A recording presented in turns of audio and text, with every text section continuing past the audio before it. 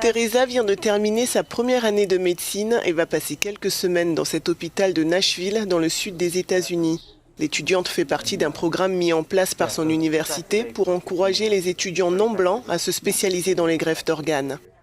J'ai grandi en Haïti et j'ai vu beaucoup de gens mourir à cause de maladies rénales. Mon père a des amis qui sont génétiquement prédisposés aux maladies rénales et certains sont décédés très jeunes à cause de cela. Il n'y a pas beaucoup de chirurgiens spécialisés dans les greffes.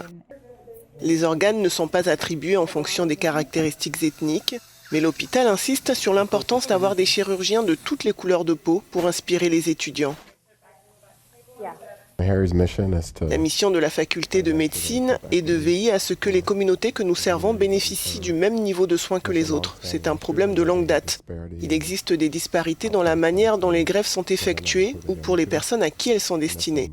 C'est un problème à multiples facettes. Il n'y a pas assez d'Afro-Américains ou de personnes issues de minorités ethniques qui sont chirurgiens spécialisés dans les transplantations. Il en va de même pour les néphrologues.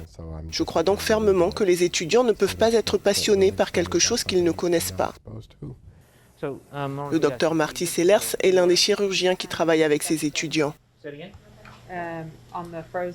L'objectif dans ce contexte, puisque nous sommes déjà sur place, est de prélever les organes de la manière la plus sûre possible, puis d'examiner la masse dans le poumon. Et il s'est avéré qu'il s'agissait d'un cancer. Les organes n'étaient donc pas utilisables. Il m'a par exemple demandé ce qu'était une artère ou de quelle artère il s'agissait. Je n'avais jamais vu cela dans un corps humain. Je ne l'avais vu que dans les livres et sur les cadavres que nous avons à l'école de médecine. Mais ils sont différents. Voir cela dans un vrai corps, c'est très stimulant pour moi en tant qu'étudiant en médecine. Sam est aussi étudiant en médecine. Dans le cadre du programme, lui et les autres étudiants doivent rencontrer les familles des donneurs d'organes décédés pour comprendre leur choix. Il y a beaucoup de grâce et d'attention dans le traitement non seulement des organes donnés, mais aussi des familles qui sont touchées par cette situation. Vous rencontrez ces familles à un moment qui pourrait être le pire de leur vie. Et vous leur offrez une chance pour que le membre de leur famille puisse améliorer la vie de quelqu'un d'autre.